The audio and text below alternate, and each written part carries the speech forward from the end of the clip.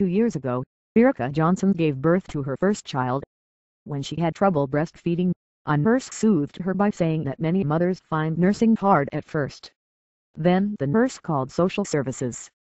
Johnson and her husband are both blind, which concerned the nurse and caused a social worker to put their baby Michaela in foster care for 57 days. "It was sickening that they assumed because we're blind we can't take care of her," says Johnson, who lives in Independence, MO. "I was angry, upset, sad, frustrated. It was my first child." Johnson's story is just one of many that humanize a 445-page report issued by the National Council on Disability about the myriad ways in which disabled parents encounter discrimination. Nearly 1 in 10 U.S. kids have a parent who is disabled, according to the Council. Of those parents, 4.1 million have children younger than 18.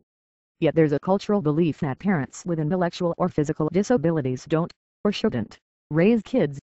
Robin Powell, an attorney at the council, uses the power wheelchair because the arthrogryposis that affects her joints and muscles limits the use of her arms and legs. At 31, she doesn't yet have kids, but she hopes she will one day. Yet multiple doctors, aware of her physical impairments, have suggested sterilization. "I have been offered a hysterectomy more times than I can count," says Powell. "It's like they're doing me a favor. I say, I think I'm going to need my uterus." But society as a whole views people with disabilities as incapable of raising kids. New parenthood is hard for anyone, but Powell suspects that parents with disabilities, accustomed to adapting, may have an easier time than others with the adjustment. Yet the Council's report, Rocking the Cradle, Ensuring the Rights of Parents with Disabilities and Their Children, notes that parents with disabilities face discrimination when it comes to child welfare, family law, access to fertility treatment and adoption.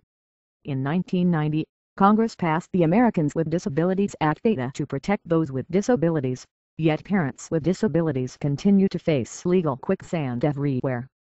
2/3 of state child welfare laws list some type of disability as grounds for removing a child from his home and allowing parental rights to be terminated. That's a violation of the ADA, concludes the report. Still, parents with psychiatric or intellectual disabilities lose their children at a rate as high as 80%. Parents with disabilities continue to be the only distinct community that has to fight to retain, and sometimes gain, custody of their own children, autism rights activist Ari Neiman told the Associated Press. Every state permits disability to be considered as a factor in deciding custody issues. In some cases, disease counts as disability. That was the experience of Elena Giordano, the NC mom who had advanced breast cancer and believed she lost custody of her children to her estranged husband because of her illness. Giordano waged a social media war to raise awareness of her plight before she died earlier this year. She was fighting for the right to be with her children, but she was also fighting for the rights of sick mothers everywhere in similar situations. As Peter Kaufman, her childhood friend who became her spokesman, wrote on her Facebook page, she realized that she had become the voice for those who were in similar situations, with cancer, with custody battles, with insurmountable struggles. Because she faced her mortality on a regular basis, she looked at her life as one that gave strength to those who were less fortunate than she, those whose stories did not get public attention. For Johnson, who regained custody of her daughter when she was 2 months old, being a capable parent means adapting to her sighted child's needs. When Michaela is sick, Johnson and her husband, Blake Sinek, rely on a talking thermometer to gauge her temperature. They have labeled puzzle pieces in Braille so that they're able to help Michaela learn the names of the animals that make up the puzzle. At 2 1/2, Michaela is well aware that her parents can't see. Like them, she has adapted. Because Michaela was taken away even before she was taken home, Johnson wasn't able to breastfeed her, which felt like an additional loss on top of being pegged as an incompetent mother. As young as 9 months, Michaela would guide her parents' hands to a bottle to indicate she was hungry.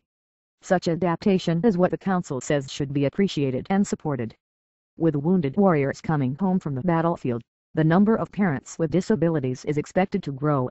That just highlights the importance of figuring out how public and private agencies can do a better job of ensuring parents' rights and supporting those who need help. We need to shift the presumption that people with disabilities are unfit to raise families, says Powell. We need to assume they are capable and we need to support them.